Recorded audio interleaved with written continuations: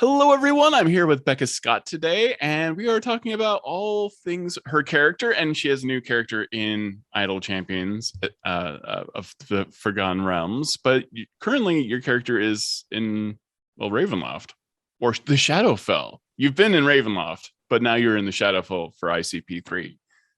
Well, yes, by the time this comes out, I will have been in Shadowfell. Are we uh, pretending we're live? we're, Hey, I see you there in chat. we're totally pretending to be live. Yes. Oh, okay, Um, cool. no. What? This is going out very well. What what is it like having a character of yours that you've been role playing suddenly in a video game? That's got to be a strange experience. I mean, I think she's the coolest ever of all time. I love playing Tatiana because her drives are so clear. And I think that translates well to Idol Champions. And I really hope people enjoy playing her. I don't know if the character's any good yet. We'll leave that to the experts, the hardcore players that sometimes grace this channel.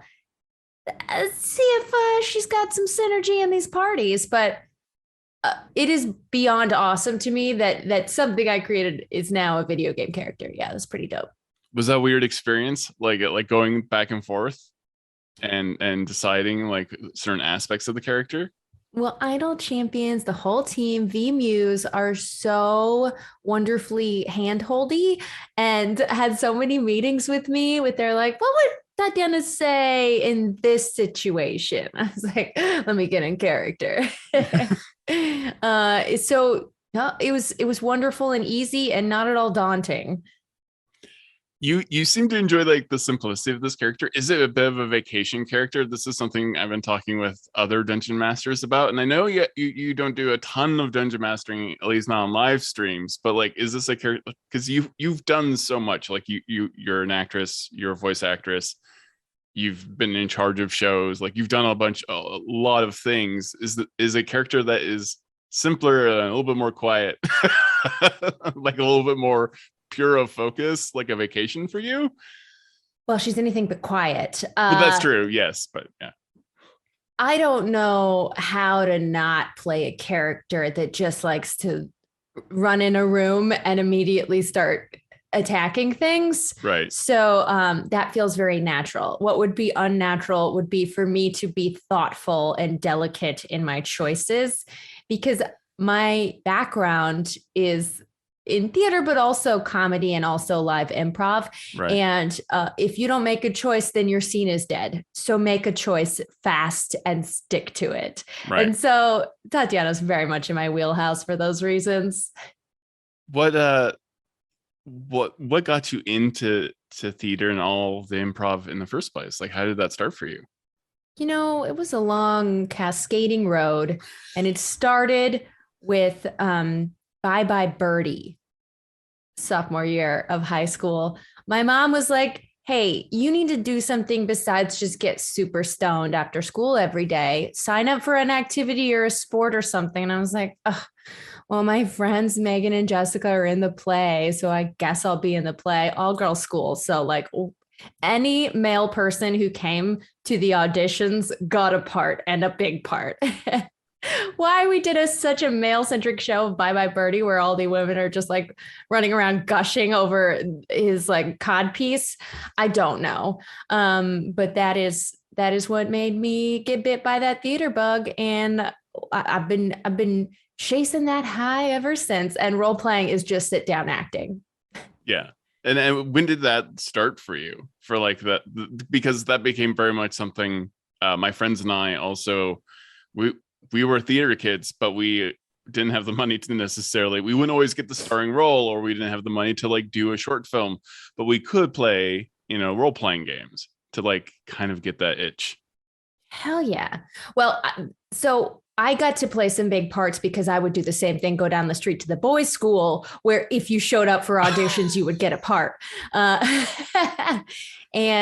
got to do some really cool plays there. But I didn't know role-playing games existed. I played a bunch of video games by myself in my basement, and I played board games with my family, but Even all through college, I just didn't know those nerds, unfortunately. A bunch of those nerds now play D&D.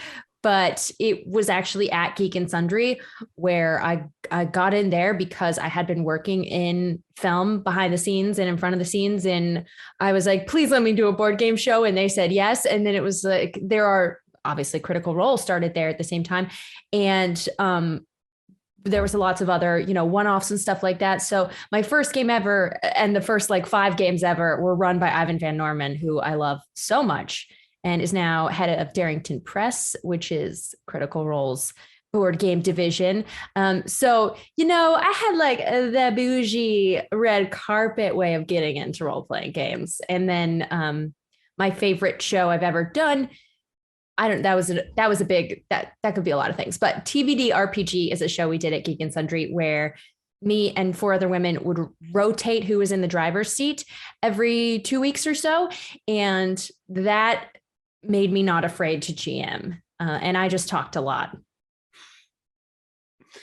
What has it's been an amazing career. What are some of the key highlights for you that since the Geek and Sundry days? Because we didn't know what was going on while everything was happening there. It's kind of like G4 happened and then Geek and Sundry, and there's a lot of fondness of looking back at the kind of the good old days and like the inception of so many shows and so much content happening out of that shop. Yeah, well, I'm constantly reliving those good old days of Geek and Sundry because everyone that I know now and that I work with and that I consider a very dear friend are all people I met at Geek and Sundry or met through people that I knew at Geek and Sundry, like yourself. So yeah, I'm reliving those glory days all the time. It is my goal and dream to recreate that feeling of let's just make awesome stuff together all the time with what I'm doing on my own channel. Let's be real. That's what I would love for Good Time Society to be, which is my YouTube channel. And we're putting up pre-recorded RPGs and board game tutorials and that kind of stuff all the time. Yeah, tell me more about Good Time Society and how did you come to that? I'd love the title, by the way. It's such a nightmare to find good titles now because there's so many titles have been taken. Some very dear friends of mine just had a baby and they named him Benjamin. And we were like, why'd you name him Benjamin? And we were like, it was the only name that the other person didn't veto. And my business partner, Jake Michaels, and I pitched so many names. I liked Game Teach. And in our very first video, I'm like, welcome to Game Teach. And he was like, can you say it with like not just a generic in case we change the name? And I was like, nope. But yeah, it was like, well, what is the vibe? The vibe is good times. And society is a fun word that we see on many things, Black Die Society included, to just say like, we're in it. You could be in it too. I don't know. It's like exclusive and cool, but also inclusive. What's up, society? You've interacted with a lot of people who've been on different spectrums of like playing role-playing games and like kind of discovering what that's like. What is your advice for people? Because so many people have seen you in so many role-playing games at this point, and you have been actively like someone who teaches people how to play games. Like, what's your best advice that you've kind of sifted through over the years in terms of like getting someone to try to role play for the first time? I've said it before and I'll say it again. The best role-playing tips are the best improv tips. Yes, and listen more than you talk, which I'm not necessarily good at. It's always a struggle, but take in what other people are saying and respond to it. It's a very simple concept that not that many people do. Right. Did you go to school for specifically improv, or are there books that you actually recommend on improv? Are there good books on improv? That's a great question. I studied at the Upright Citizens Brigade Theater in Los Angeles, which is like you sign up for a class, you go for 8 weeks, and then you level up. And so I did all the levels, of which there were 4 at the time. And then there was advanced study. And everyone I took class from as a teacher, they were all like doing it as a I'm working at this little theater teaching improv on the side while I try and make my dreams happen. And so many coaches and teachers I see on shows all the time, and they're brilliant. And I'm just like, that's Mary Holland, who was my first improv coach. That's the best friend in the girl across the street from the woman across the street from the girl in the window. And like, just like so many people that I feel honored to have picked their brains for how they approach performance.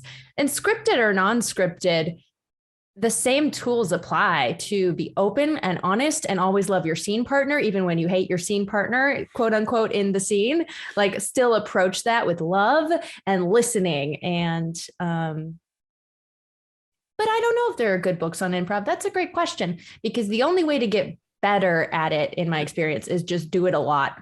Right. Yeah. Like a book can't, it really is something like you just have to do it. You can't read a book about painting and necessarily just become good at painting. Doesn't make sense. But if you could, wouldn't that be great? Read so many books. You mentioned, so who was your improv coach that was in the show that you mentioned, which I butcher the title of every time, because that is, like, I would argue, one of the most brilliant shows to come out in years. I was confused about the title until I watched the whole thing, and no spoilers, but the title is so important. Yeah. But one of your improv coaches is in that show? Oh, well, this was many years ago. And now I'm like, this is awkward that I very specifically called it out. But Mary Holland is the best friend of Kristen Bell's character. Oh my God. Okay. That's fantastic. Sorry. I'm so excited about that show. I hope they get more seasons. Yeah, so good. And their relationship was so funny and yet so honest and so loving. There's this moment where they're getting pedicures, and it just feels so familiar, that friendship. I mean, obviously they're probably friends in real life because it really came through. But she was the one that taught me this thing of por los buenos. Like, your characters always want things to work out. They're always trying to make things go well. So, like, even though you're pointing out the absurdity all the time, if your character's mad at it, of like, well, there's an elephant in our living room, it's like, no, okay. Oh, there's an elephant in our living room. Okay. Don't fight it. Go with it. What when you create a character, what are you really looking at? Because that can be a commitment. That commitment could be 6 episodes. That commitment could be 3 years, and you never really know until you do it. Does it weigh heavily on you when you're making a character, like their motivations and everything, or do you find it on the day? I like to not do homework because I'm lazy, but I've also picked up tricks, and the tricks are have an opinion on everything. And the more times you say, I like this or I don't like this as your character, then the more you'll start to solidify their point of view. And since I'm shouting out old improv coaches, Nick Mandernack wrote point of view on his whiteboard they would bring to coaching sessions. And I just remember that so clearly. It just said, have a point of view, which is, again, such a simple concept and is hard to employ. And your point of view should never be apathy, because that's not a point of view. That's like the absence of a point of view. Apathy is boring and never fun. And so is coyness to a degree. Like, just say what you're thinking. These are all, I'm sorry, I'm just spitting a bunch of random improv rules at you. Really, I'm doing this for my benefit, not anyone who's watching. Oh, great. Well, wait, are people watching? I thought we were just no. But yeah, I think that, like, when I started improv, I was so bad at it for so long. And like, always the person in the class where you jump up and you're waiting for someone to get up and do a scene with you. And like, if you're the best person in the class, people jump up really fast. And if you're not, there's like a linger. Like, there was a lot of classes I was in where people linger, because your brain goes crazy in those moments. This is so many things I'm explaining all at once. I'm reliving all of my early improv days. But I think that it's like reading a book on it. Once you sit and you meditate, those things become more in your subconscious. And I think that these are rules that I heard drilled so many times at me in the classes that I took, that they're now like a part of me. But I was saying such a good one, and now I'm so ADD today. Sorry, Todd. No, I mean, like I like that. I think my favorite moments as a character is when I realize something about them. And I played a character for like 30 years and I didn't realize, wow, he really has a hard line about undead. Like he doesn't think undead are evil necessarily. And it was like a fun moment of like, okay, I actually Yeah. discovered something about this character more realistically. Figuring that out would be helpful ahead of time. I'm like, So, do you remember if then statements? Was that yeah, science class or I don't remember, but if take then, that, then make an yeah, if then statement about I like undead or whatever. If I like undead, then if I meet one, I will try and be their best friend. So, like having that clear point of view and being able to make an if then statement gives you a thing to do. And not having a thing to do is what makes you feel lost with any character in role play or acting. perfect. That's amazing. You should be coaching people on role playing acting. Well, if then is Alex Fernie, because Yeah, I'm thinking about all my teachers and I'm going to shout them out, whether you know who they are or not. They Google them. perfect. And so currently, there's going to be like we talked about a little bit about this before, but there's going to be like a chemistry shift now with your character from Black Dice Society and being amongst a whole bunch of other people. Uh, how is everyone going to react? Because that can always the chemistry of a group can change, can be so specific. Yeah, that's hard to say. Of course, we've already done one episode, so I know Yeah, exactly how this went. Wink, wink. We're not pre-recording. Um, because in Black Dice Society, Tatiana has a very strong relationship with Valentine, who is her ride or die. And part of her point of view is if Valentine thinks it's a good idea, it's a good idea. And that's like a core belief because she was an orphan and she does have this need to like cling to someone that feels like family. Um, and the whole party, of course, has become a family because that's what you do in a party in D&D. You all become a family. But just from the get-go backstory wise, we were like, we have a connection. So and then Desmond, DJ's character, is also a character that has a strong connection because they're very similar. They both can turn into wolves if they choose. Me because I'm a druid, he because he's a lycanthrope, and enjoy food and other indulgent activities. And so I'm grateful that we're both being transplanted to the Shadowfell together. And of course, having my dungeon master, Vidave, is going to be great. Everyone else, I'm really excited to see, who takes to Tatiana, who doesn't, because she has strong opinions. And I don't know who I'm going to have an opinion about because that's not something I'm going to decide ahead of time, but I will decide when I'm there how I feel about each character. Because if you don't have an opinion, then there's nothing interesting happening there. Everyone has an opinion on everyone. uh, that's perfect. Thank you so much, Becca Scott. Where can people find you? You are everywhere. I'm everywhere at the Becca Scott, and at Good Time Society is where you find where I post all my own original content. Mostly on the Becca Scott, I'm posting when I guess on other people's cool stuff. Perfect. All right. Thank you so much for being on the show. I can't believe we're done already. I could talk to you forever. Thanks, Todd.